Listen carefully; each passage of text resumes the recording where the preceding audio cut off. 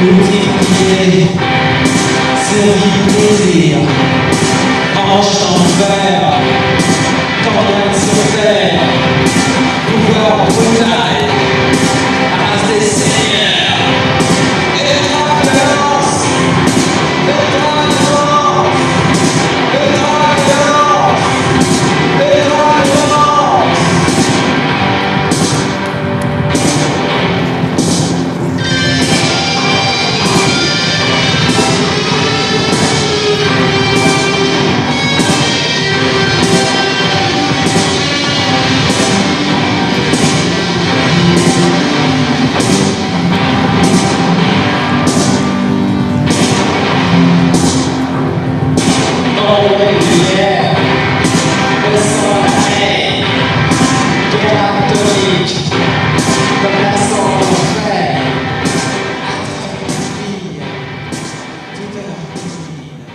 Well, my dear, so you've left the convent for good. Yes, madame. How are you adapted to the outside world?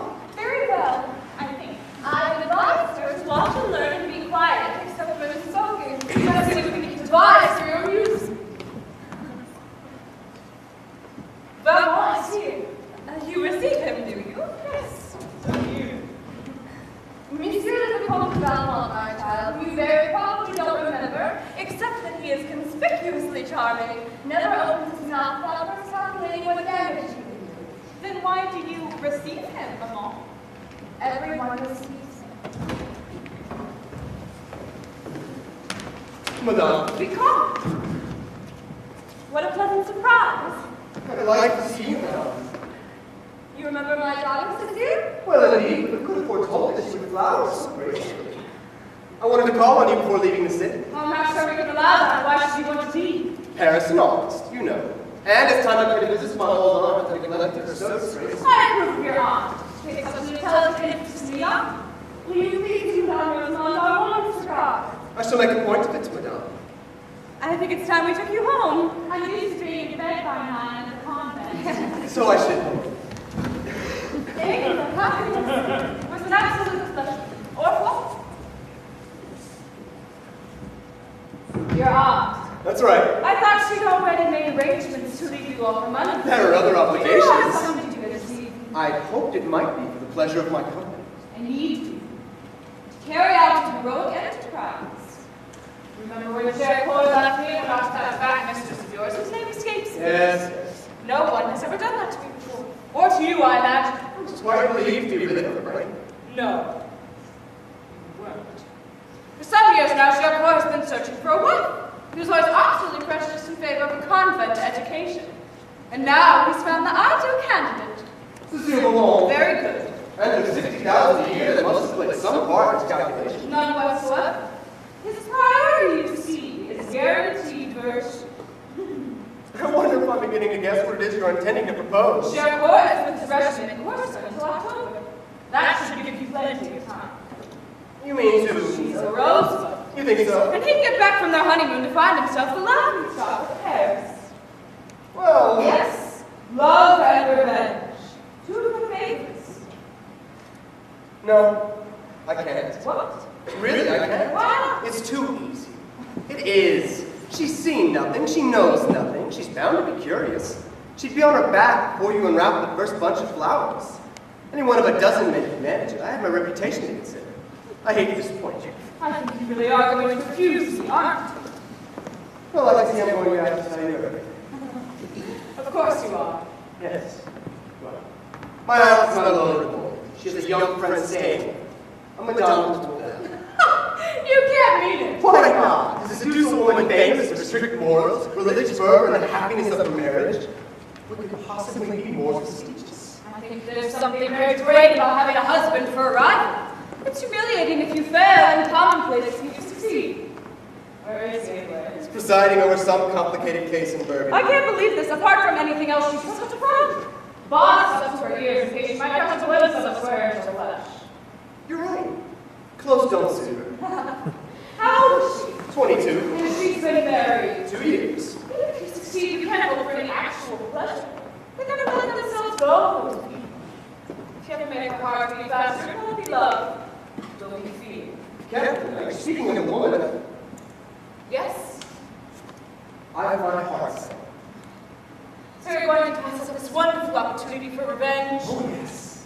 You see, I have no intention of breaking down the prejudice. I want to believe in God and virtue and the sanctity of marriage, and still not be able to stop myself. I want the excitement of watching her portray everything that's most important to her. Surely you understand. I thought betrayal was your favorite word.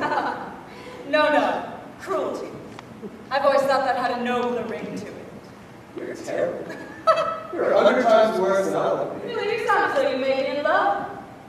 Love is like a medicine. You use it as a lubricant to nature. And how is Bella? At the moment, I'm very pleased. And it's currently your only love? Yes.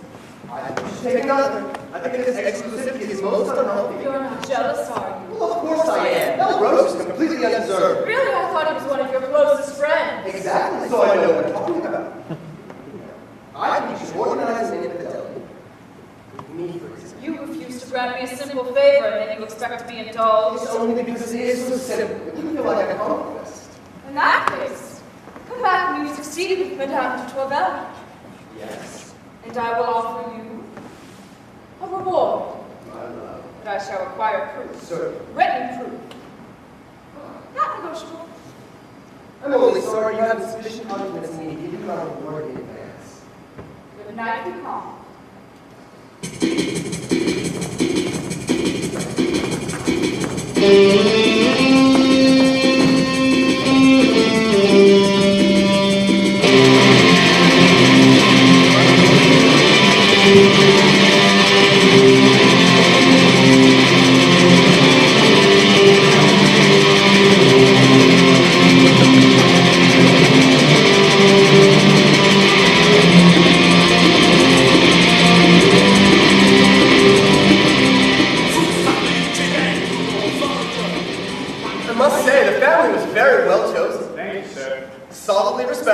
Gratifying and tearful, no suspiciously pretty girls. My best for you, sir. And not even unduly expensive. €56 to save an entire family from ruin. Seems a genuine bargain. And all that humble gratitude was most affecting. It certainly brought a tear to my eyes, sir. How are you getting along with the maid? Julie. To be honest, sir, she's been quite boring. If I wasn't so anxious to keep your lordship abreast, I'd have only bothered for once. But what else is there to do in the country? Yes, it wasn't so much the details of your intimacy I was after. It's whether she's agreed to bring me Madame de Tourvel's letters. Yes. She won't steal the letters, sir. She won't. Listen, sir, you know as well as I do, it's hard enough making them do what they want to do. It's making them do what you want them to do, that's what gives you a headache. So true. But look, Madame de Tourvel told me that she'd been warned about it. That means some else friend must have written to her about me. I need to know who. I shouldn't worry about all that, sir, if I was you. If she's interested enough to have you follow, it's only a matter of time. You think so? Apparently, she keeps your letters in her pockets. I wish I knew how to pick pockets. Why don't our parents teach us anything useful? Where do you and Julie meet? Oh, in my room, sir. And is she coming tonight? Afraid so. I think I may have to burst in on you. See if blackmail will succeed better than bribery. About 2 o'clock suit you? I don't want to embarrass you, but I'll give you enough time. Ample, sir. Good. You go. Keep it up. That lunch was just lovely. Yes, madame. Ladies, Madame Tourvel has some mystery to reveal. To you, madame. Well, perhaps I should go for a walk. No, it concerns you as well. It particularly concerns you. Very well. Where were you this morning, monsieur? Well, you know, I was never really to go out hunting. Yes, but on this occasion, monsieur le Vicomte, what exactly was it you were hunting? I'm sorry. I'm afraid I don't quite follow. You might as well confess, monsieur. I know where you were this morning. I think it's time someone explains to me what's going on. But my footman just happened to be in the village earlier today when he heard... I do hope you haven't been listening to servants' gossip. I can see, Monsieur Duval. This is determined not to tell you. So I shall have to. There's a family in the village. The man has been ill and he found himself unable to pay his taxes this year. This morning, the bailiff arrived to seize the few sticks of furniture the family owned. Whereupon, your nephew, whose valet had been making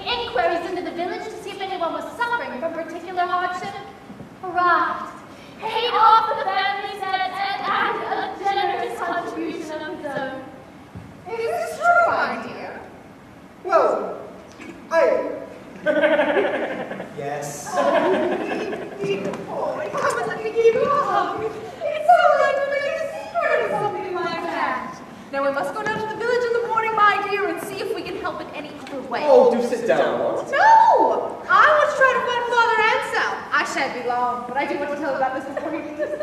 So please. I shall find you later. I can't understand how someone whose instincts are so generous can lead such a dissolute life. I'm afraid you have an exaggerated idea, both of my generosity and of my depravity. If I knew who'd given you such a dire account of me, I might be able to defend myself. Since I don't, let me make a confession. I'm afraid the key to the paradox lies in a certain weakness of character. But how could such an act of charity possibly be described as weak? I've spent my life surrounded by old people. I've allowed myself to be influenced by them, and even at times, taking pride in outshining. Whereas in this case, I've just fallen under a different kind of influence. Yours. You mean you wouldn't have done it? Not without your influence, no. You see how weak I am. I promised myself I wasn't going to tell you, but it's just that... Look at you. Monsieur, You need worry. I would dream of insulting you. But I do love you. I adore you.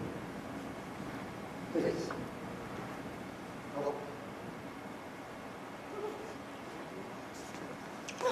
will you leave now? I'm sorry, I shouldn't have said anything.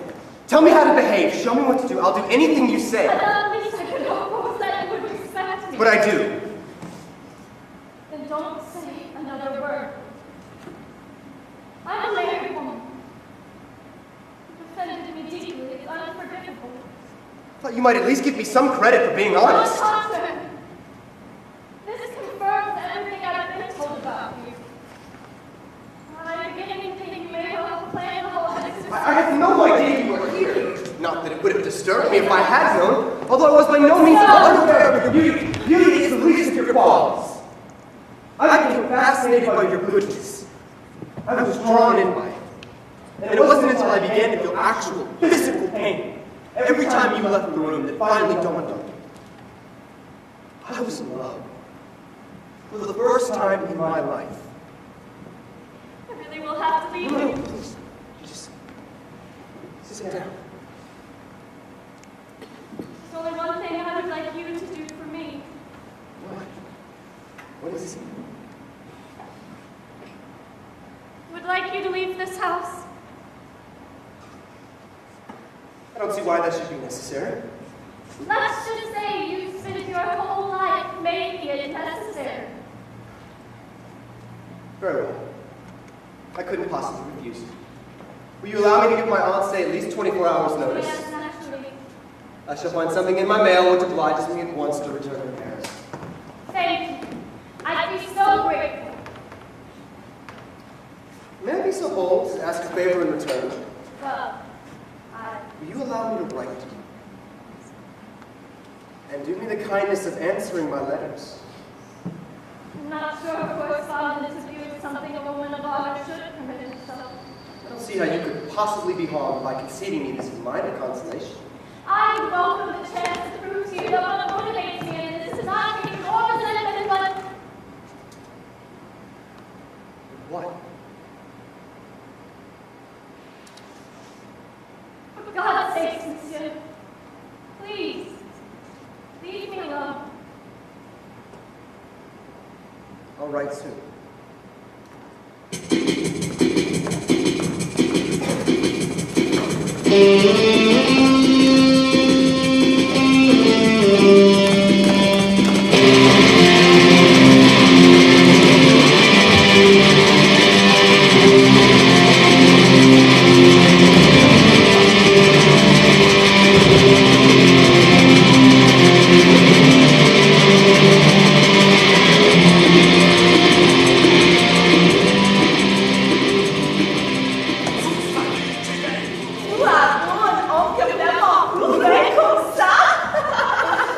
Dutch were supposed to be famous for their capacity for alcohol. 3 bottles of Burgundy and a bottle of cognac would finish anybody. Did he drink that much? You were born. Well, I hope you're not missing him. Oh, don't be silly. I just don't think it was necessary for you to bundle them into your carriage. Well, I'm sure my coachman will use his imagination. I'm sure, since you've no doubt given him explicit driving instructions. I must say, Emily, it's the height of bad manners to talk about some border while you're in bed with me. I think some punishment is called for. Ooh. Turn over. Now, don't move. My dear Madame de Tourvel, I have just come to my desk in the middle of a stormy night, during which I have been tossed from exaltation to exhaustion and back. The position I find myself in It's quite comfortable. now, as I write, has made me more aware than ever of the power of love. I can only hope one day you may feel the kind of disturbance afflicting me now. Meanwhile, please excuse me while I try to calm what I can only describe as a mounting excitement. No, let's finish it, shall we?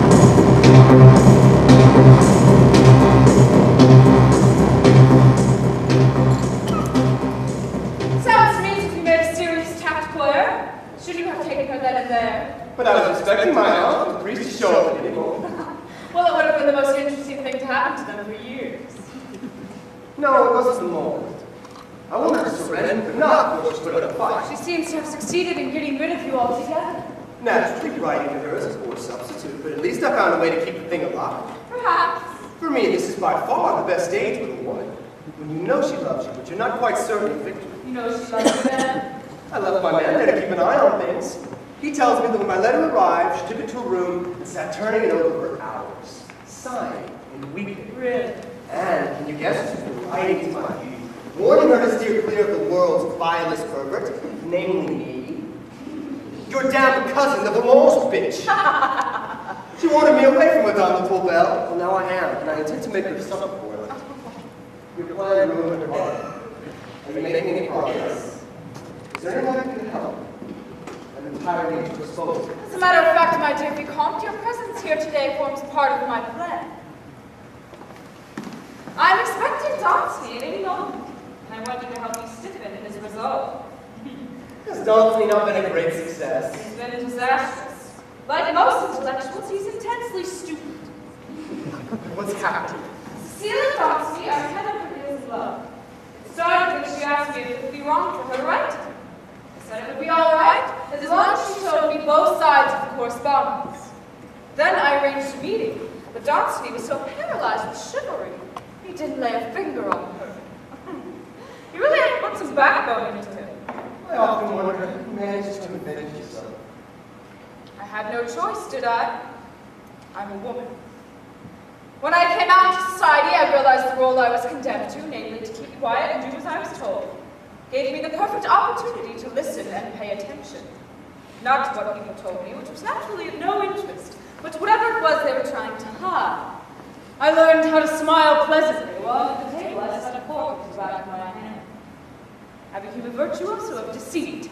It wasn't pleasure I was after, it was knowledge. I consulted strict morals to learn how to feel, philosophers to find out what to think, and novelists to see what I could get away with. Then I perfected my techniques. Which are? Only flirt with those you intend to refuse. Never write letters, get them to write letters. Always be sure they think they're the only one. Win or die. And these principles are infallible. When I want a man, I have... He wants to tell, he finds he can't. That's the whole story. And was that our story? Bonjour, madame. Nicole? My dear young man, happy to see you again. I'm sorry to be late. Very nearly 2 minutes, as you know, Cecile belongs to It second. gives me such pleasure to hear her name spoken. Yes, quite. Cecile has made her confidant on this matter which concerns you both. She could not have chosen more wisely. I felt very strongly that in this situation, which is exceedingly delicate, you two might also find it beneficial to be able to confide in someone sympathetic, a person of experience. And the Vicomte de Valmont was known to you as well as being an old friend of mine, and a man of unswerving discretion seems to me an ideal choice. And should you agree, he's very kindly consented to devote himself to your interests. Oh, perhaps it is my reputation. No, that's causing it. the fact is, this is not a conventional intrigue. We are not dealing with a frivolous flirt or wife. Precisely. A person like Cecile deserves to be treated with the utmost consideration. You do understand how I Of feel. course he does. What did I tell you? You see, I'm quite happy with things the way they are, as long as she continues to see me, to continue with the music lessons. Ah, music lessons. Yes, in any case, I have absolutely no desire to force my will, but do rest assured, I am honored to be at your disposal. I'm sorry to interrupt you, but I'm afraid you must leave. And that belongs to the judgment announced. Well, perhaps this would be a good opportunity for me to pay my respects and hope I get really think it would be prudent for you not to be found here. I mean, in any event of assistance in the future. Of course, whatever you think. I have good for size. Would you care to accompany me? I would like that very much. Good. I'll send a carriage for you tonight. What? All that. What? I think you might ask me before offering my consulting services to that boy. I don't find lovers' complaints remotely entertaining outside of the opera. Quick!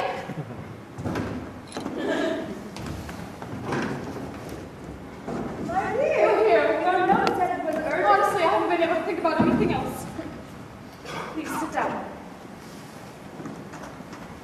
How to begin? As you know, Cecile has been kind enough to This has something to do with Cecile. Maybe wrong. I pray to heaven that I am. Go on. I have reason to believe that, how can I describe it? A dangerous place has sprung between your daughter and Liaisons. No, that is completely absurd. Cecile is still a child, and Johnson is an entirely respectable young man. You are right. No one would be happier than I. Tell me, does Cecile have a great many correspondents? No. Why? I went to her room earlier this week. I simply knocked and entered without waiting for a reply. She was stuffing the letters into the left-hand drawer of her bureau. I couldn't help noticing there seemed to be a large number of similar letters. I'm most grateful to you. I'll see myself out. I hope you don't think I'm interfering. No. Would you think it impertinent if I were to make another suggestion? Not at all. My recollection is correct. I overheard you saying to Valmont that his aunt had invited you to stay at her chateau. She has, yes, repeatedly. A spell in the country might be the very thing until all this blows over. Perhaps. I can't believe you were right about this. My dear, I shall always be more than grateful for your concern. Goodbye. Au revoir.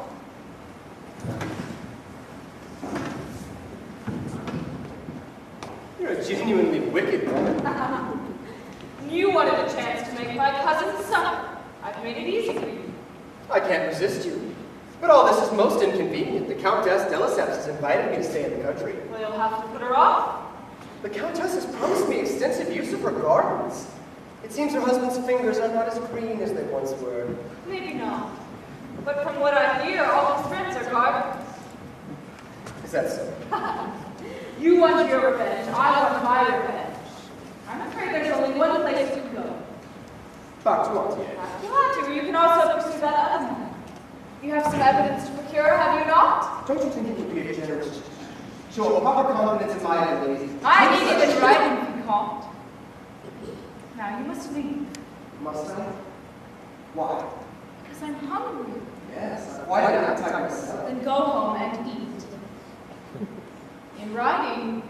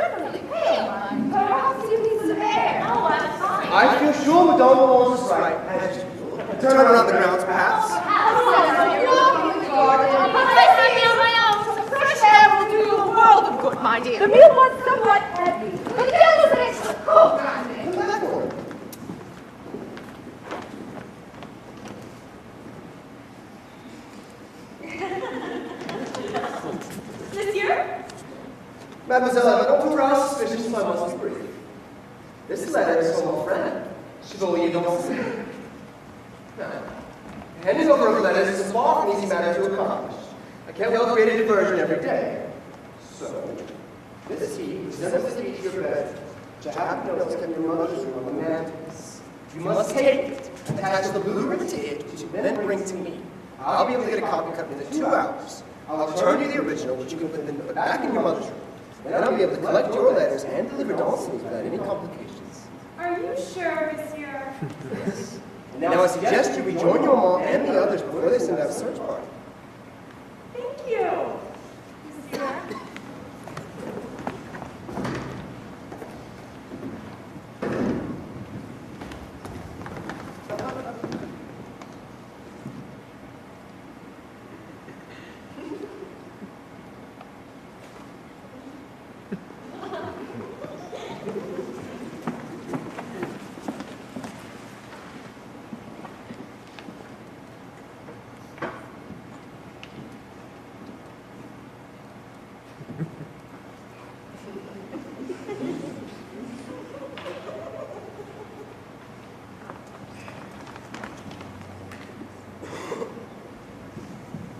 I trust you're feeling a little better, Madame. If I had felt ill, monsieur, it would not be difficult to guess who was responsible.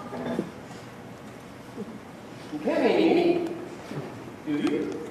You promised to leave here. And I did. Then how can you be insensitive enough to return uninvited and without warning? Why are you so angry with me? I'm not angry. Although, since you wrote it, and in your very first letter spoke of nothing but the disorders of love, I'm certainly entitled to be. I was away almost 3 weeks and wrote to you only 3 times. Some might say I showed romance. You persisted in writing about love. How can I find the strength to obey? I've offered you my friendship, monsieur. It's all I can give you. Why can't you accept it? I could grant it, but that would be dishonest. The minute I used you would have been content with your friendship and gone about trying to turn it to disadvantage. But I've changed now, and I can't dispute you the fact that I love you. tenderly, passionately, and above all, respectfully. So how am I to demote myself to the tepid position of friend? And in any case, is this friendly? What do you mean? I know you can bestow on me nothing more than your friendship, for which I am profoundly grateful. But I can feel nothing less for you than love. Should I be punished for that? I feel you've exploited my good faith. What can I say to reassure you? It's making me a better man. You must now do your hand. I have no wish to. I can't seem to make you understand what I mean. So now I must ask whether you are going to leave this room or let me pass. Look, we are living under the same roof, at least for a few days. Surely we don't have to try to avoid each other. Of course not. Provided you adhere to my few simple rules. I shall obey you in this, as in everything.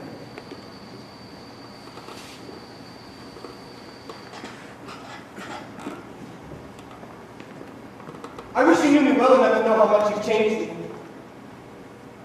Even my friends in Paris who walked on. It's all due to your influence. I have you to thank. Now give it. Monsieur! Yes? Nothing.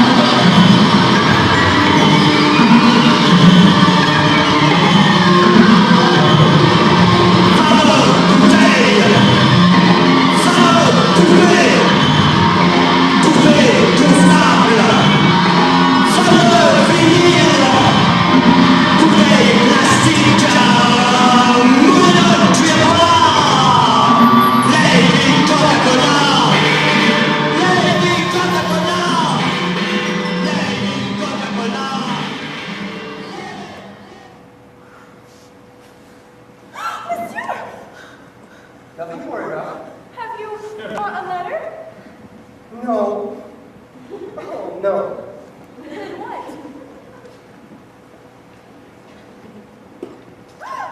What are you going to tell Mama? How will you explain the fact that I have your key? If I tell her I'm here at your invitation, I have a feeling she'll believe me. What do you want? Well, I don't know. What do you think? No, please, please don't. All right. I just want you to give me a kiss. A kiss? That's all. And then you'll leave? Whatever you say. Promise? Promise. All right.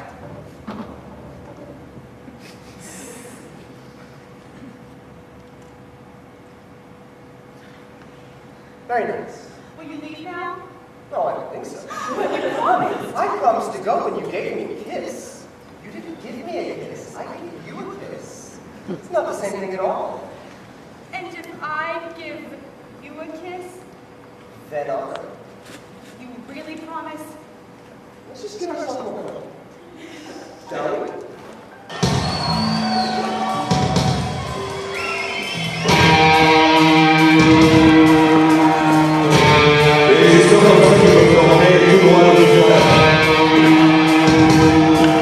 Un applauso per il Guignol Theatre.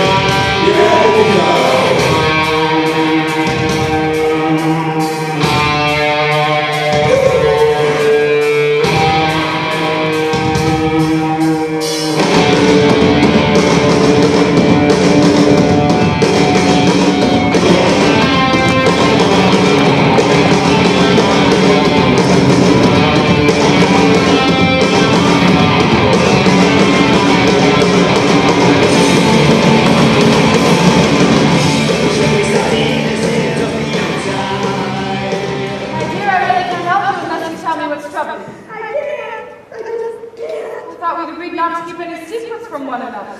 Everything's gone wrong. Ever since Mama found me in Dulcie's letters. Yes, that was very stupid. How could you have let that happen? Someone must have told her. She walked straight to my bureau, right to the drawer I was keeping them in. Who could have done such a thing? But today, what is the matter today? You'll be very angry. Go on. So that we could exchange letters to and from Dulcie, I gave Monsieur Beaumont the key to my bedroom. Yes? And last night he used it. I thought he'd just come to deliver a letter, but he hadn't. When I realized what he had come for, well, it was too late to stop him. Tell me, did you resist him? Of course I did, as much as I could. He forced you. Not exactly, but I found it almost impossible to defend myself. Why was that? Did he tie you up? No, but he has a way of putting things. You just can't think of an answer. Not even no? I kept saying no all the time, but apparently that wasn't what I was doing. Oh, I'm so ashamed. Finding shame is like the pain. You only feel it once. What am I going to do? Really want my advice? Allow Valmont to continue your instruction. Convince your mother you have forgotten Dulcie, and raise no objection to the marriage. When it comes to marriage, one man is as good as the next. But what about Dulcie? He seems patient enough. Once you're married, you should be able to see him without undue difficulty. Wait, are you telling me that I'm going to have to do that with 3 different men? I'm saying, you silly girl, that provided you take a few elementary precautions, you can do it or not with as many men as you like, as often as you like, and as many different ways as you like. Our sex has few enough advantages. You may as well make the most of those you have. Remember what I said, no more silly. There you are, looking all over you. How are you feeling now, my dear? Much better. Thank you, Mom. You look so tired, I think you should go to bed. No, I think you should do as your mother suggests. We can arrange for something to be brought to your room. Oh, well, perhaps you're right, Madame. Good night. Good night, Mama. I'll come and see you later. Well, it's a very good influence on her. I like to think so. What do you suppose is the matter? Finding out that I'm beginning to affect her health. You think so? This morning I simply asked her how she slept, and she threw herself in my arms and cried and cried. My dear friend, please, I'd be happy if I could help in any way. I really think perhaps I should break off Cecile's engagement with Gercourt. Dulcie is not rich, of course, but I dare say Cecile is rich enough for the both of them, and what matters is that they love each other, don't you agree? I have every confidence your benefit decision will be the right one. Go on. Well, it seems to be a question of distinguishing what's correct from what's questionable. So this young man's entitled to your daughter just because of his passion for her. It's a little like saying a thief is entitled to your money. I'm not sure how appropriate emotional love is, particularly with the marriage. You don't approve of Dulcie. Perhaps you have to be prejudiced by a single girlish outburst. Might have any number of, well, medical explanations. Perhaps you're right. Actually, it's your decision. In any event, I hope we discuss further. Mesdames, If you'll excuse me, Monsieur, I must go and make arrangements for some supper to be taken up to my daughter. oh, is she indisposed? For the moment. The young have such miraculous powers of recuperation. I'm sure she'll soon be back in the saddle. Thank you.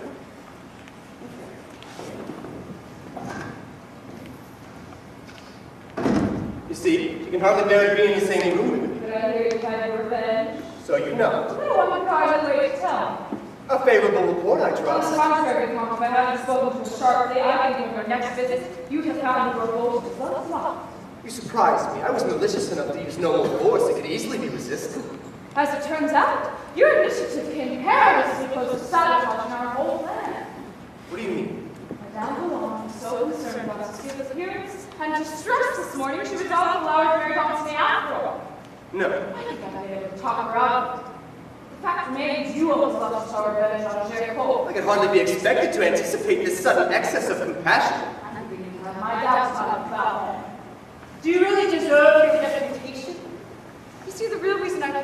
spend the night in his gloomy address? Is that I was hoping to be shown some tear-stained bit of paper? But I can only assume from what you've been saying that no such document exists. No. Can you account for this extraordinary delay? I appreciate that you have excellent reasons for your impatience, but you mustn't try to deprive me of my simple pleasures. You know how much I enjoy watching the battle between love and virtue. What concerns me is that you appear to enjoy watching it more than you used to enjoy winning. It's true, she's resisting me for more than 2 months now, and that's a record. But I really don't want to hurry things. She's accepted my love. I've accepted her friendship. Our little plot contains hopes and fears, passion and suspense. Even if you were in the theater, what more could you ask for? An audience. But you're my audience. And when Gercourt is married to Cecile and Tourvel eventually collapses, we shall tell everyone, shall we not? And the story will spread faster than the plot of the latest play, and I have no doubt it will be much better received. I hope you're right. I wish I could share your confidence. I'm only sorry our agreement doesn't relate to the task you set me, rather than the task I set myself. That would have been insultingly simple. One does not applaud the tenor for leaving his throat. Aunt Magdalene is just perfect. Yes, madame. Ah, bonjour, my dear.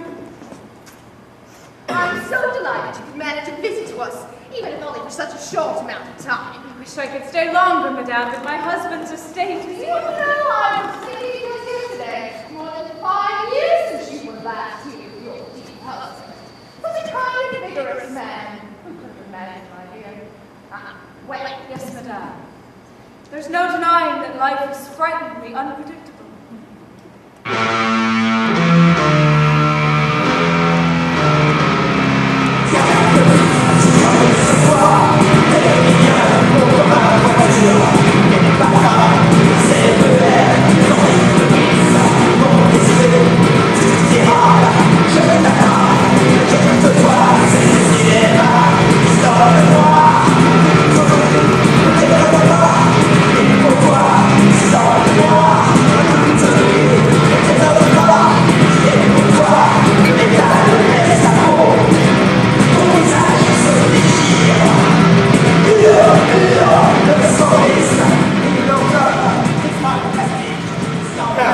As with every other science, the first principle is to make sure you call everything by its proper name. Well, I don't see why you have to talk at all. Without the correct, polite vocabulary, how can you indicate what you would like me to do? Or make me an offer of something I might find amusing? Surely. You see, if I do my work adequately, I would like to think you'll be able to surprise Monsieur Gercourt on your wedding. Lady, please. Certainly. You'll listen to your mom's done her duty and fully greet you. Maman could never speak of such things. I can't think why. She was at one time one of the most notorious young women in Paris. Maman? Certainly. More noted for her enthusiasm rather than her ability, but nonetheless, there was a famous occasion before you were born, Mr. Van, when she went to stay the night with the Countess Folliot, who tactfully gave her room between your father's and that of Monsieur Dupont, who was her acknowledged lover at the time. Yet in spite of these careful arrangements, she contrived to spend the night with the third. I can't believe that. That is just gossip. No, I assure you it's true. How do you know? The third party was myself.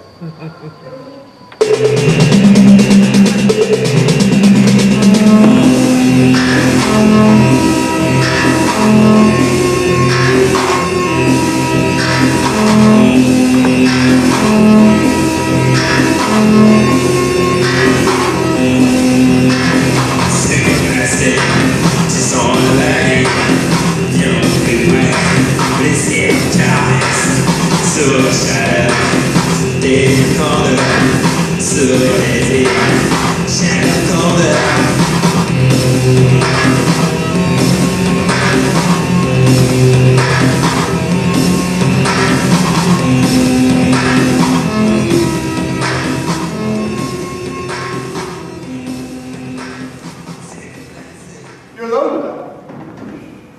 Yes. The others have all decided on their own hand. Cecile, in particular, seems to be quite exhausted. Yes. I must admit to being rather tired myself. Here, let me help No, you. I want to serve. I'm glad you found it. I very much missed our walk today. Yes. I fear with the weather as it is, we can look forward to very few more. This heavy rain is surely exceptional. But in a week, I shall have concluded my business. I see. I may, however, be unable to bring myself to leave. Please, you must. You're still so anxious to get rid of me. I must rely on your integrity and generosity. I want to be able to be grateful to you. Forgive me if I say I don't want your gratitude. Gratitude I can get from a complete stranger. What I want from you is something altogether deeper. I never thought this was me before my breath. I was so certain nothing like this never happened. Nothing like what? I can't. You mean love? But I must know. Don't you see it's impossible? Of course, I understand. But I must know you love me. You don't have to speak. Just look at me.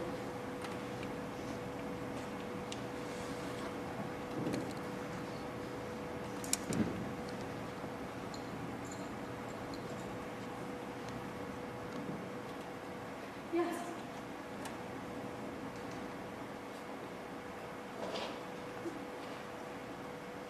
Are you still so anxious to get rid of me?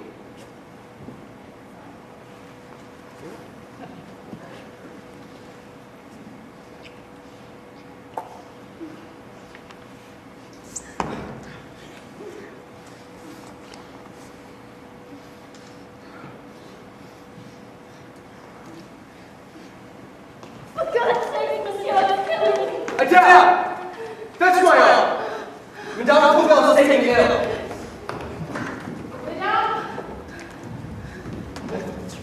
She seems to be having difficulty breathing. Auntie, what are you doing? I'm quite all right. She'll leave her in your capable hands. We must send for a doctor. I don't need a doctor. I just... We mustn't take any chances. must talk to you for a moment. I have to leave this house first thing in the morning. I'm most desperately in love. To leave here is the last thing in the world I would want to do, but I would rather die than live with the guilt. Do you understand what I'm saying? Of course. My dear girl, none of this is any surprise to me. The only thing that might surprise one is how little the world changes. What's your name? If I remember correctly, In such matters, all advice is useless. And I've never been so unhappy. Those who are most worthy of love are never happy. But why? do you still think men love the way we do? No. Men enjoy the happiness that they feel. We enjoy the happiness that we give. I am devoted to my nephew, but what is true of most men is doubly so. And yet, just now he took pity on me. If he has released you, my dear child, then you must go.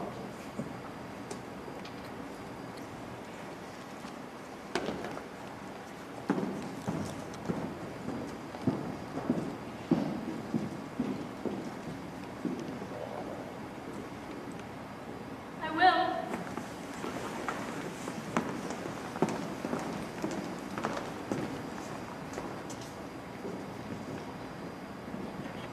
I will.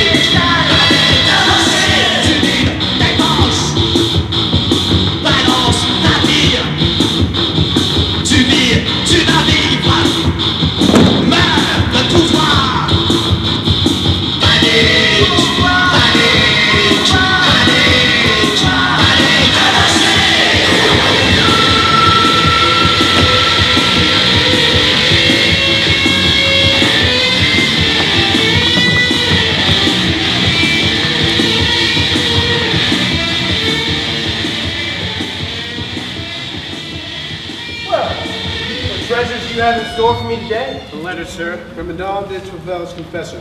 This is excellent. I have a letter from Father Anselm himself. You may deliver them both when you leave. Yes, sir. Other news? No visitors. Not a single visitor since she got back from the country. Just soup last night, afterwards some tea. Nothing else to report. Actually, there is, sir. You wanted to know what she was reading. Christian Thoughts, Volume 2. Ah? See, I was right, wasn't I, sir? There was no need for me to join her staff, now was there? After letting Madame Tourvel leave my aunt's house without even managing to warn me, you're lucky to be working for anybody. Well, now, we've been through all that, sir, haven't we? Not even Julie knew she was going until she left. How is Julie? Seems a bit keener than she was in the country. And yourself? Talk about devotion to duty. Off you go. Good night. Vicomte! Madame! Thank you, monsieur, for everything. I was afraid I'd been a sad disappointment to you. Of course, I was disappointed to not have seen Cecile for more than a month, but I believe I have you to thank for keeping our love alive. No. As to love, she thinks of little else. Yes, I was so hoping you'd be able to arrange a meeting between us in the country. Well, so had I, but alas, she was adamant. Yes, she said you had been trying hard to persuade her. I did what I could. And in many respects, I found her very open to persuasion, but not, alas, on this issue. Yes, she said I couldn't do more myself than you've been doing on my behalf. She's a most generous girl. What else did she say? She said she'd seen signs of a change of heart in her mother. Perhaps in the end she'll come around to the idea of our marriage. That would be wonderful. But how is she, monsieur? That's what I've really come to find out. Blooming. I really think the country air has done her good. And of course, she sends you all her love. She and her mother will be returning to Paris in about a fortnight, by which time the situation should be resolved, one way or another. And either way, she's longing to see you. I don't know how I can bear to go another 2 weeks without seeing her. We shall have to do our very best to provide some distraction for you. My dear, if you'd be so kind as to wait in the carriage for a few minutes. There's a matter I must discuss with the Vicomte in private. Of course. I don't know how I can ever repay you. Don't give it another thought. It's been delightful. Au revoir. Be there soon. Poor boy, he's quite harmless. Ah, Vicomte, I do adore you. I have a piece of news I hope you might find entertaining. I have reason to believe the next head of House of Gercourt might be a Valmont. What do you mean? Cecile is 2 weeks late. Aren't you pleased? You've rather overstepped the mission, don't you think? Your aim was to revenge yourself on Gercourt. I provided him with a wife, trained by me, to perform services you would hesitate to request from a professional. And very likely pregnant as well. What more do you want? All right, Vicomte, I agree. You've more than done your duty. Shame you let the other one slip through your fingers. I let her go. Can you imagine? She was ready. The die was cast, the bill was paid, and I relented. And what do you know? She vanished like a thief in the night. You let her escape? I was moved. Oh, well then, no wonder you bungled it. Poor woman, what could you expect? To surrender and not to be taken, you would try the patience of a saint. It won't happen again. This time, I have a foolproof plan. What, another one? I have an appointment to visit her next Thursday, and this time I shall be I'm merciless. pleased to hear it. I shan't have a moment's peace until it's over, you know. I love her. I hate her. My life's a misery. I've got to have her so that I can pass all these feelings on to her. Now, tell me what's happening in your life. Well, the Roche is about to fall by the wayside. I have smothered him with so much affection the poor man can hardly stand up. And his successor has already been marked up. Oh? Who's a lucky man? I'm not sure I care to tell you just at the moment. In that case, I shall have to conceal from you the details of my foolproof plan. That seems an acceptable bargain. Now I think I may have kept our young friend waiting long enough. I shall call on you sometime soon after Thursday. Only if you succeed, Vicomte, I'm not sure I could face another catalogue of incompetence. Oh, I shall succeed. I hope so. Once upon a time, you were a man to be reckoned with.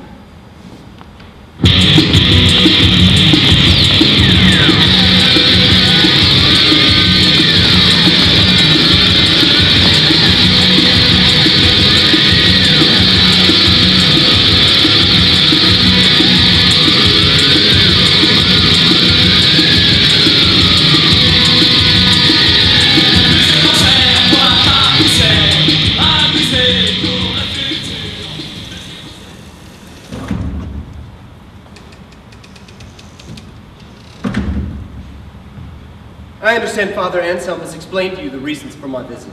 Yes. He said you wished to be reconciled with me before beginning instruction with him. That's right. But I see no need for formal reconciliation, monsieur. No. What I have, as you've said, insulted you. When you have treated me with unqualified contempt. Contempt? You run away from my aunt's house in the middle of the night. You refuse to answer or even receive my letters. I would call that at the very least contempt. I'm sure you understand me better than you pretend, monsieur. But I couldn't do what you wanted. My life has had no value since you refused to make it beautiful. Now all I want is your forgiveness, so that I can at least end my days with some peace of mind. My duty wouldn't allow me. It was me you ran away from, wasn't it? I had to leave. And you have to stay away? I do. Forever? I must. And I think you'll find your wish that we be separated will succeed beyond your wildest dreams. I'm as unhappy as you could have ever wanted me to be. I have only ever wanted your happiness. How can I be happy without you? I must have you. Or die.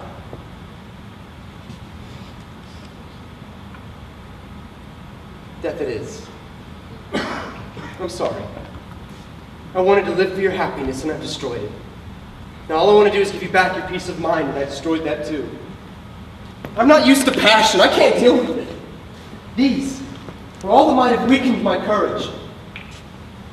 They were all that reconciled me to life. Father Anselm said you wished to return them to me, and that you now understood the choice my duty compelled me to make.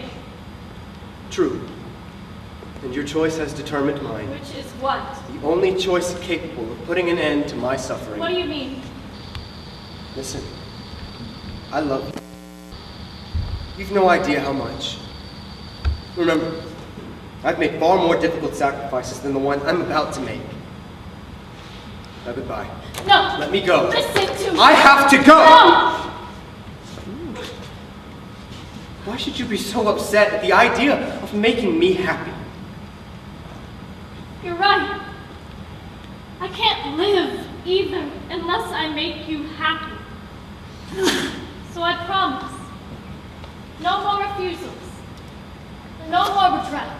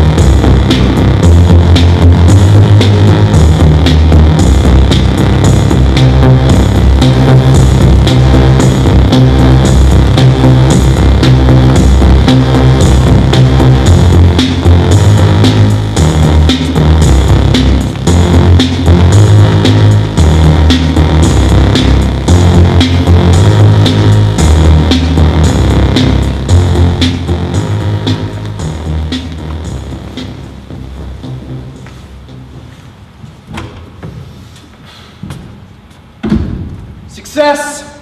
At last? But worth waiting for. So it worked, your foolproof plan? Of course it wasn't foolproof. I was exaggerating to cheer myself up.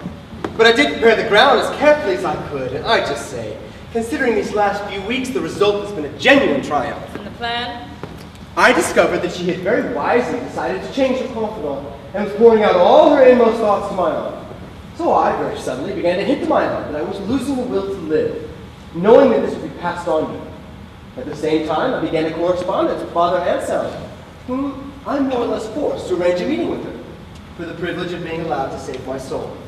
So, the threat of suicide, the promise of reform. Fred, I can't say I find that very original. Effective, though. Tell me about it. Well, I arrived Yes, about I 6 think you may omit the details of the seduction. They're never very enlivening. Just describe the event itself. It was unprecedented. Really? It had the kind of charm I don't think I've ever experienced before. When she surrendered, she behaved with perfect candor. Total, mutual delirium, which for the first time ever with me outlasted the pleasure itself. She was astonishing. So much so that I ended by falling on my knees and pledging her my eternal love. And do you know, at the time, and for several hours afterwards, I actually meant it. I see. It's extraordinary, isn't it? Is it? It sounds to me perfectly commonplace. No, I assure you. And what's more is that I'm now in a position to be able to claim my reward. You mean to say you persuaded her to write you a letter as well in the course of this awesome encounter? No, but I didn't think you were going to be a stickler for formalities. You know, Vicomte, even if you had arrived with a letter up your sleeve, I'm not sure I wouldn't have had to declare our arrangement null and void.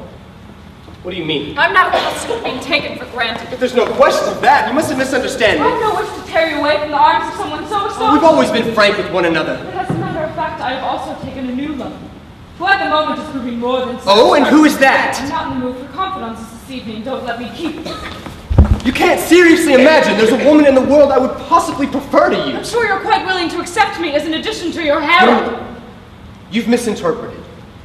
What you think is vanity, that's taking you for granted, it's really only eagerness.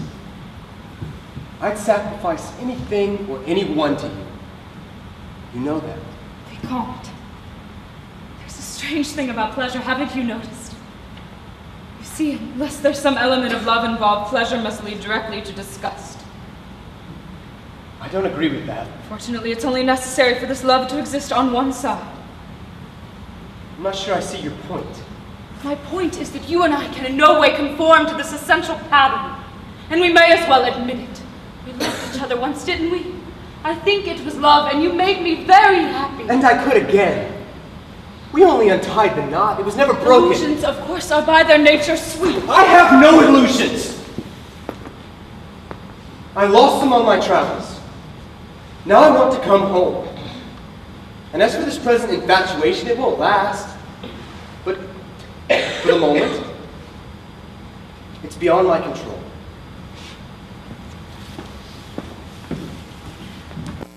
To know when I return. Make it soon. I want it to be very soon.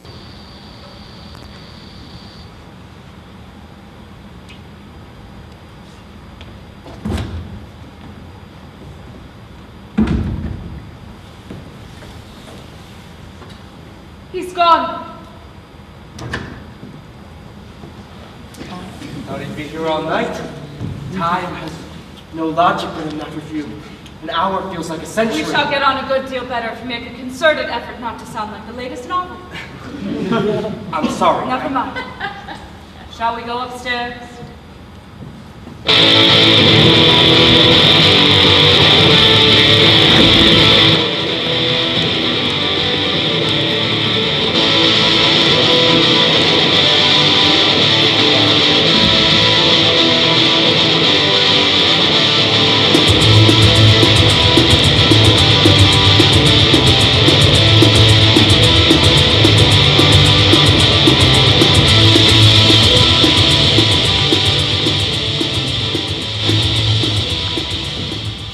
Not too tight. Is that better?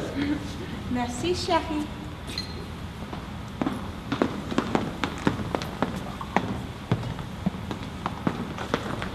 Drink up. What is it? Someone who might not appreciate your presence here.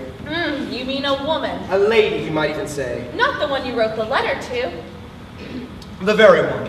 I enjoyed that. Yes, you proved the most talented desk. I'd love to see what she looks like. Well, you can't. On second thought, I don't see why you shouldn't. Oh la la. Do you have plans this evening? Nothing firm. And perhaps I shall call on you sometime soon, later this evening. I'll be there.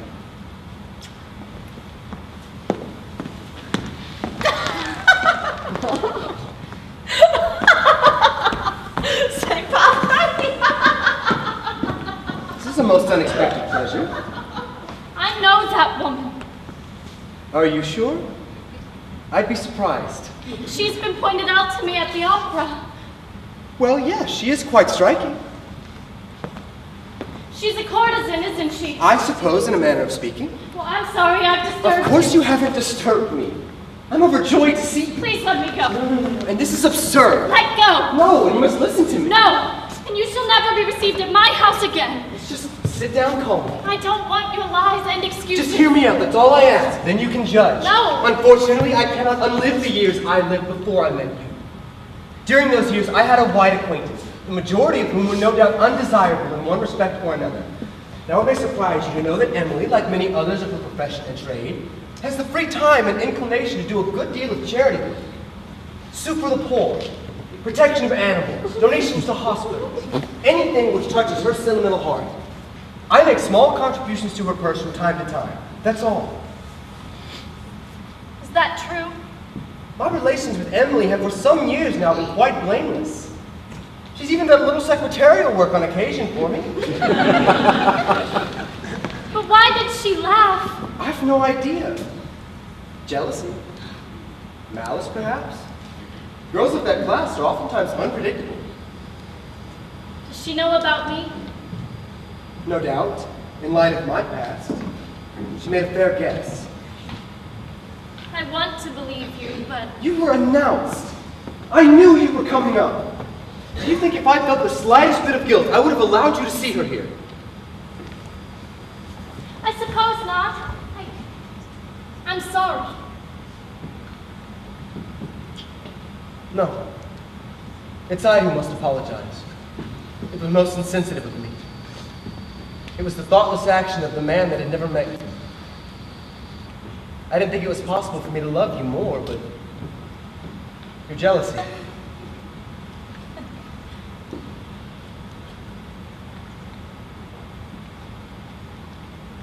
I love you so much.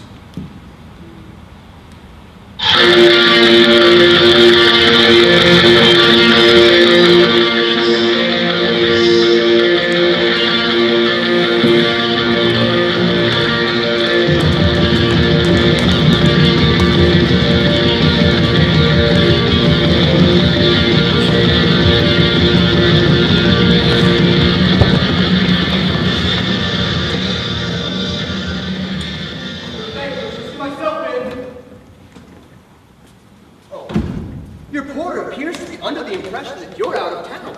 I've in fact only just returned. Without attracting the attention of your porter, I think it may be time to review your domestic arrangements. I'm exhausted. Naturally, I instructed my porter to inform casual callers that I was out. And you here as well, my dear young man. Well, I am. Yes. I've been trying to contact you for days. Have Mademoiselle Cecile returns to Paris after an absence of almost 3 months. What do you suppose is uppermost in her mind? Her longed-for reunion with a beloved chevalier. Comte, this is no time to make mischief. Nothing could be further from my mind, madame. Go on. Imagine her distress and alarm when her loved one is nowhere to be found. I've had to do more improvising than an Italian actor. But how is she? Is she all right? Well, no. I'm sorry to tell you, she's been quite ill. Ill? Calm yourself, my friend. She's been declared well on the road to recovery. But you can imagine how desperate I've been to find you. Of course, my God, how could I have been here at such a time? How can I ever forgive myself? All is well now, Cecile. I assure you, I had it from the surgeon himself, and I shan't disturb you further. It's just that I had a letter I thought might be of interest to the Marquise. I think perhaps I should spend a few minutes with the Vicomte on a private matter. Why don't you go upstairs? I shan't be long. But I'm worried about Cecile. I don't think there's anything to be done at this hour. You can send to inquire after her tomorrow. Yes, whatever you think. I'm sorry, Vicomte. Don't give it another thought. Everything is as it should be. Thank you. Thank you.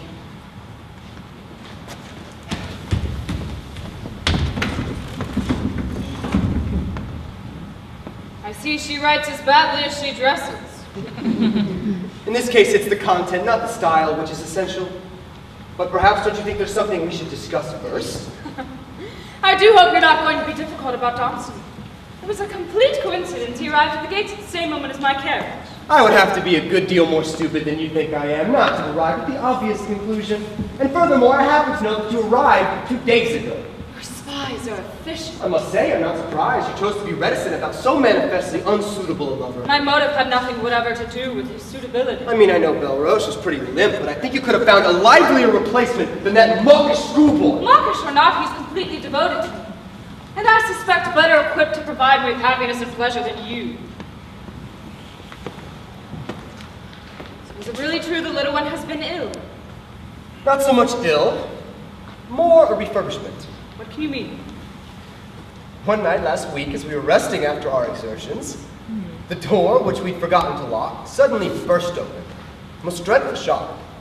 Cecile threw herself out of bed and tried to jam herself between it and the wall. A sudden backache gave way to some unmistakable symptoms. Can you imagine? It turns out Cecile wasn't even aware of being pregnant in the first place. Vicomte, I'm sorry about the loss of your son and Jericho's heir. No?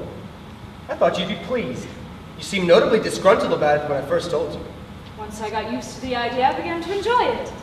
I think you should make another attempt, don't you? I rather thought the time had come to pass her on to young Dawson. No, I'm not sure that would be advisable just now. Oh, you don't? You see, if I thought you'd be your old charming self, I might invite you to visit me one evening next week. Really? I still love you, you see, in spite of all your faults and my complaints. Are you sure you aren't going to impose some new obligation before you honor our agreement? I have a friend who became involved with an entirely unsuitable woman. Whenever any of us pointed this out to him, he invariably made the same feeble reply. It's beyond my control, he would say. He was on the verge of becoming a laughing stock. At which point, another friend of mine, a woman, decided to speak to him seriously and told him his name was in danger of becoming ludicrously associated with this phrase for the rest of his life. So do you know what he did? I feel sure you're about to tell me. He went round to see his mistress and bluntly announced he was leaving her. As you might expect, she protested vociferously. But to everything she said, to every objection she made, he simply replied, "It's beyond my control." Good night, Vicomte.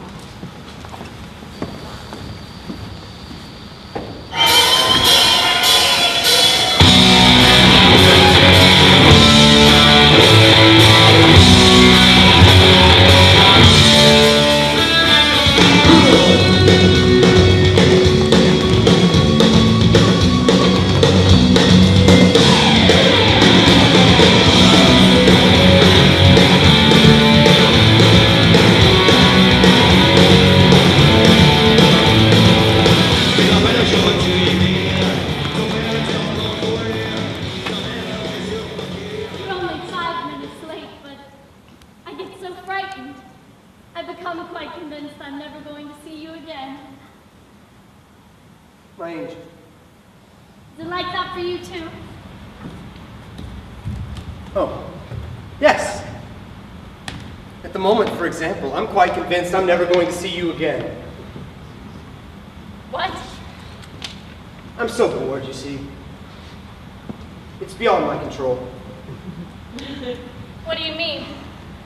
After all, it's been 4 months, so like I said, it's beyond my control. Do you mean you don't love me anymore? My love had great difficulty outlasting your virtue. Sorry. It's beyond my control. It's that woman, isn't it? You're right. I have been deceiving you with Emily, among others. It's beyond my control. Why are you doing this? There's a woman I adore. And I'm afraid she's insisting that I give you up. It's beyond my control. Liar! You're right. I am a liar. Just like your fidelity. A fact of life. No more nor less irritating. Certainly beyond my control. Don't keep saying that! Why don't you take another lover? Just as you like. It's beyond my control. Do you want to kill me? Listen to me. You've given me great pleasure. But I just can't bring myself to regret leaving you. It's the way of the world.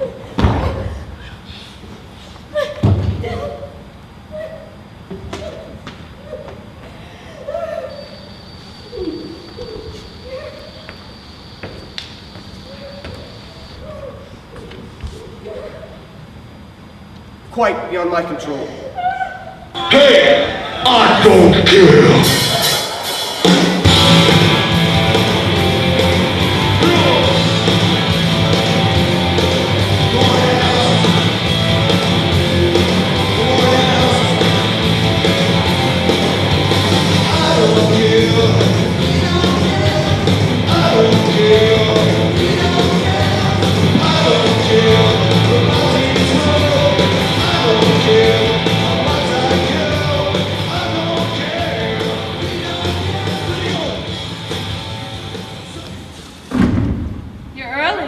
Am I? The story you told me, how did it end?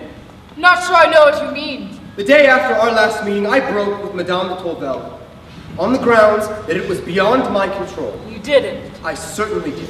But how wonderful of you. I never thought you'd do it. It seemed pointless to delay. The anticipated results? She was prostrate when I left. I called back the following day, but she declined to receive me. You don't say. I understand she's withdrawn to a convent. Indeed. A very fitting conclusion, really. You kept telling me my reputation was in danger, but I well think this may well turn out to be my most famous exploit. I believe it sets a new standard. And only one thing could possibly bring me greater glory. What's that? To win her back. You think you could? I don't see why not. I'll tell you why not. Because when one woman strikes at the heart of another, she seldom misses. And the wound is invariably fatal. Is that so? Oh, yes. You see, I'm also inclined to see this as one of my greatest triumphs. Well, there's nothing a woman enjoys as much as a victory over another woman. Except, you see, Vicomte, my victory wasn't over her. Of course it was. What do you mean? It was over you. You love that woman, Vicomte. What's more, you still do. Quite desperately. If you hadn't been so ashamed of it, how could you possibly have treated her so viciously? You couldn't bear even the vague possibility of being laughed at. And this has proved something I've always suspected. That vanity and happiness are incompatible. Whatever may or may not be the truth of these philosophical speculations, the fact remains, it's now your turn to make a sacrifice. Is that right? Johnson must go. Where? I've been more than patient about this little whim of yours, but I really must insist you call a halt to it. One of the reasons I never remarried, despite a bewildering range of offers, was the determination never again to be ordered around. So I must therefore ask you to adopt a less marital tone of voice. She's ill, you know. I've made her ill for your sake. So the least you could do is get rid of that colorless youth. Haven't you had enough of bullying women for the time being? I see I shall have to make myself very plain. I've come to spend the night. I shan't take kindly at all to being turned away! I am sorry. I'm afraid I've made other arrangements. Oh. Well, I knew there was something else I had to tell you. What? Dawsony isn't coming. Not tonight. How do you know? I know because I've arranged for him to spend the night with Cecile. Come to think of it, he didn't mention that he was expected here. But when I put it to him that he really would have to make a choice, I must say he didn't hesitate for a second. He's coming tomorrow to explain and to offer you, do I have this right? Yes, I think I do. His eternal friendship. As you said, he's completely devoted to you. That's enough, Vicomte. You're absolutely right. Shall we go up? Shall we what? Go up. I believe it's time you were going. No. And I don't think I can allow myself to be taken advantage of a moment longer. Remember, I'm better at this than you are. Perhaps. But it's always the best swimmers who drown. Now, yes or no? I will merely confine myself to remarking that a no will be regarded as a declaration of war. One single word is all that's required. All right. War!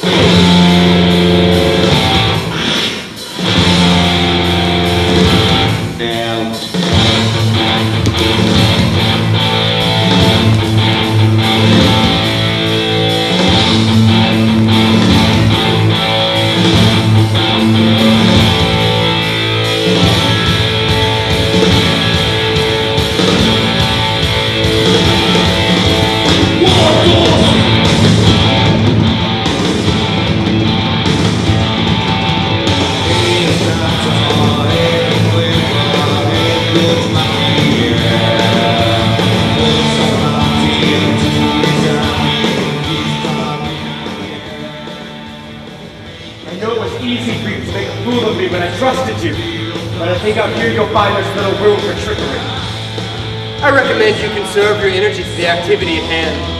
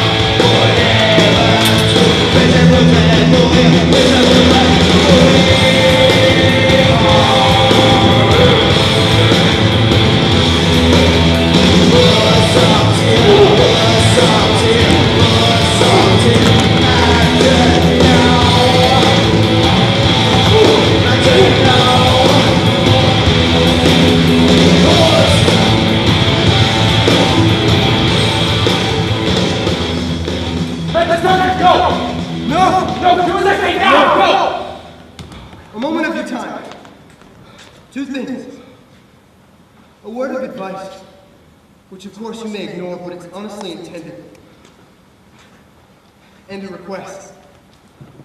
Go on. The advice is, be careful of the Marquise de Merteuil. You must permit me to treat with skepticism anything you have to say about her. Nevertheless, in this affair, we are both her creatures, as I believe her letters to me will prove. When you've read them, you may decide to circulate them. And the request? I want you to somehow get to see Madame de Tourvel. I understand she's very ill. That's why this is most important to me. I want you to tell her that I cannot explain to her why I broke with her as I did, but that since then, my life has been worth nothing.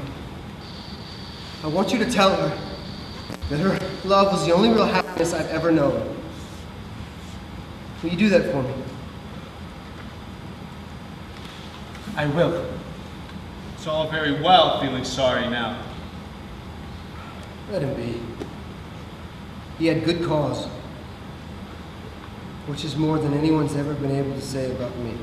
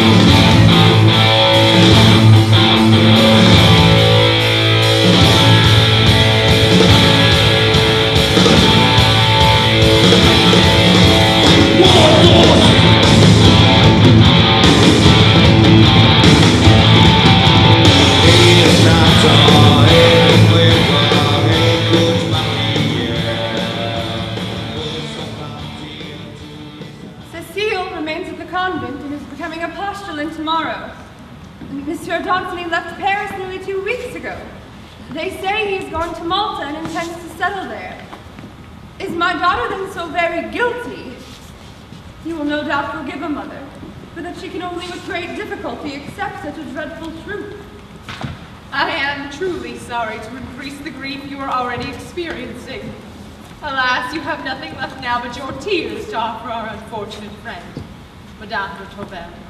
We lost her yesterday at 11 in the morning, and I shall never forget that terrible sight. The delirium, the convulsions, how she wasted away. She simply lost the will to live. The most strange and distressing rumors are spreading here about the Madame de Merteuil. It is said that the quarrel, which started between Monsieur Valmont and the Chevalier d'Ancenis, was the work of Madame de Merteuil, who was being unfaithful to them both. Madame de Merteuil, upon arriving back from the country the day before yesterday, was at the Comédie Française, where she has her box. She was alone, and what must have seemed extraordinary to her, not a single man presented himself to her throughout the entire performance. When she left, she went into the small salon, and there was a buzz of conversation. But apparently, she didn't realize she was the object of it. She went to sit down at an empty space at one of the benches, when all of the women already there rose with one accord, leaving her absolutely on her own. This marked display of public indignation was applauded by everyone, and some were even jeering. The fate of Madame de Merteuil appears to be sealed. I was right to say that it would be a blessing if she died of the smallpox. She has recovered from it, true. She is horribly disfigured. In particular, she has lost the sight in one eye. You will understand that I have not seen her again, but they say she is truly hideous. The Marquis du Prevent said that her illness had turned her insides out, and that presently her soul was in her face. Unfortunately, everyone thought the expression exact.